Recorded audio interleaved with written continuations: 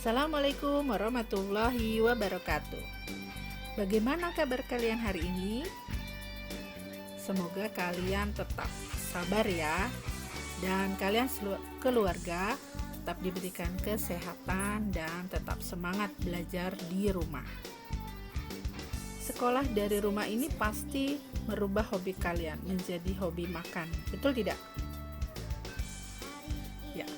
Apa kira-kira makanan yang menjadi kesukaan kalian? Wah, banyak ya. Oke.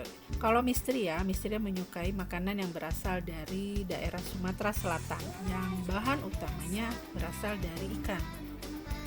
Kalian tahu? Ya, betul sekali, empek-empek. Jika Misteri ingin membuatnya sendiri, itu lebih sehat ya, dan lebih terjaga kualitasnya. Kita bisa menggunakan bahan-bahannya itu dari ikan dan tepung tapioka. Kalau ingin lebih enak hasilnya, kamu bisa menggunakan 1 mangkuk ikan, maka tepung tapiokanya 1 mangkuk juga. Tapi kalau ingin hasil yang lebih banyak, maka boleh kalian gunakan 1 mangkuk ikan dan tepung tapiokanya itu sebanyak 2 mangkuk. Wah, jadi lebih banyak ya. Nah, kira-kira kalau Misteri punya ikannya sebanyak 3 mangkuk, tepung tapiokanya perlu berapa banyak? Ada yang tahu? Nah, kali ini kita akan membahas materi yang berkaitan dengan hal tersebut. Kira-kira apa ya? Oke, betul sekali. Kali ini kita akan membahas tentang perbandingan atau rasio. Kalian pernah membahasnya ini pada saat kelas 5 tahun lalu ya? Betul? Nah, kali ini kita akan mengingat kembali bagaimana cara menentukan perbandingan. Apa sih perbandingan itu?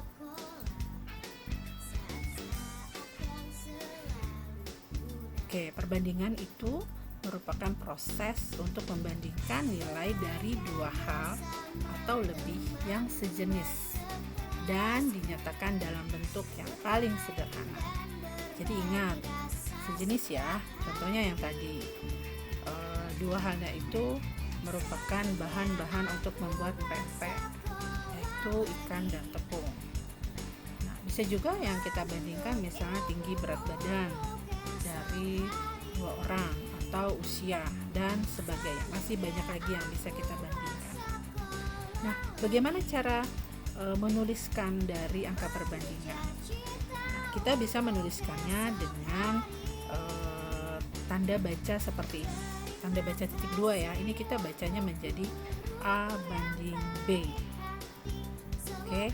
Nah, tapi kita bisa juga menuliskan tanda baca titik 2 ini dengan tanda per, sehingga untuk menuliskan perbandingan A banding B ini bisa juga kita tuliskan dengan A per B. Jadi seperti ini. Per ini untuk menentukan dia A banding B. Untuk lebih jelasnya kita lihat contoh berikut ini. Oke, kelas 6 terdiri atas 24 siswa. Kemudian jumlah siswa laki-lakinya ini sebanyak 14 orang. Nah, kira-kira berapa perbandingan siswa laki-laki dengan siswa perempuan? Bagaimana cara membandingkannya? Ingat ya tadi, untuk menentukan perbandingan kita bisa menggunakan tanda baca titik 2. Oke, kita lihat bagaimana untuk menuliskan perbandingannya. Oke, karena yang ditanya perbandingan siswa laki-laki dan perempuan, berarti kita harus mengetahui berapa banyak siswa perempuan. Apakah tadi sudah diketahui? Belum ya, tapi bisa kita cari.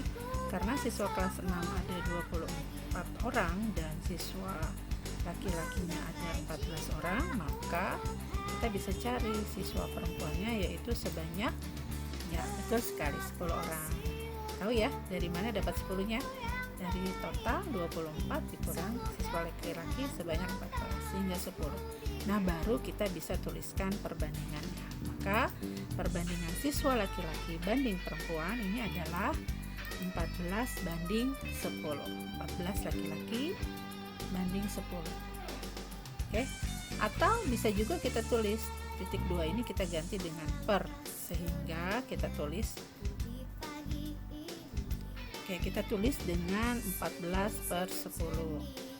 Dan ingat, kemudian harus dalam bentuk paling sederhana ya, sehingga kita harus bagi dengan angka yang sama. Kira-kira bisa dibagi dengan berapa? 14/10. Habis dibagi dengan angka berapa?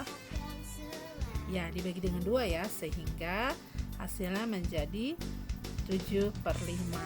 Oleh karena itu perbandingannya adalah 7/5. Kita tulis seperti ini, titik 2, 7, titik 2, 5. Dibaca dengan 7/5. Mudah sekali bukan?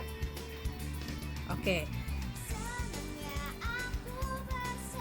Selain itu, untuk soal tentang perbandingan ini ada jenis yang lain. Contohnya seperti ini.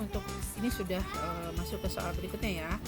Nah, misalnya coba kita simak untuk soal yang kedua ini. Wah, ini Wina nih sedang gemar memelihara ikan cupang ya. Saat ini banyak yang hobi untuk memelihara ikan cupang, termasuk Wina. Nah, perbandingan ikan cupang Wina yang berwarna biru dan kuning ini 2/5. Nah, kemudian Wina memiliki ikan cupang yang berwarna biru ini 12 ekor. Kira-kira berapa ikan cupang yang berwarna kuning yang dipelihara Wina? Oke, kita lihat di sini ya. Yang diketahui ada perbandingannya, biru banding kuning 2/5 atau 2/5. Kemudian yang berwarna biru ada 12 ekor. Nah, yang ditanyakan adalah yang kuning, ada berapa banyak nih yang kuning ikan yang milik Wina. Oke, kita lihat bagaimana cara penyelesaiannya. Oke, yang pertama kita tulis terlebih dahulu perbandingannya.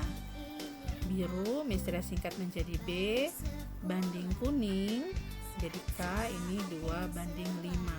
Untuk memudahkan boleh kalian tulis perbandingan yang titik 2 ini menjadi tanda per, sehingga kalau jika kita tulis menjadi seperti ini, B banding K sama dengan, atau B per K sama dengan 2/5.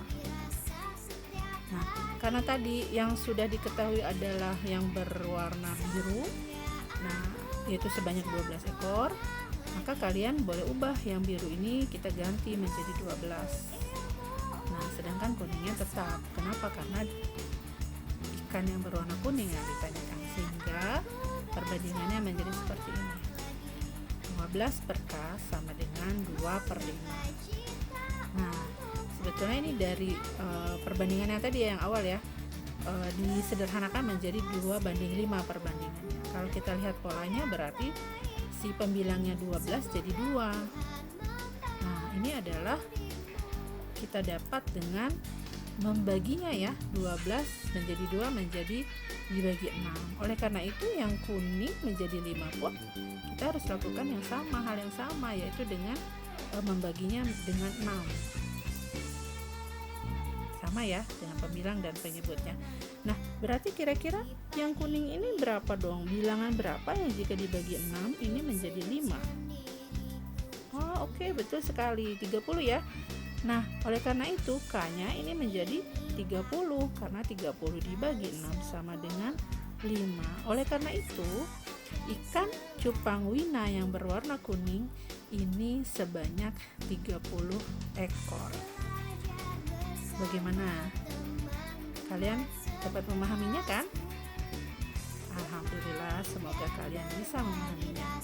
Tapi ada cara lain, Grade 6, untuk mencari berapa ekor ikan kuning. Ini bisa juga nih kita menggunakan cara alternatif yang kedua.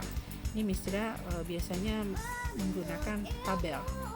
Nah, kita tuliskan seperti ini tabelnya. Karena didapat tadi perbandingan biru banding kuning, kamu tuliskan kolom biru dan kuning. Ini perbandingannya 2/5.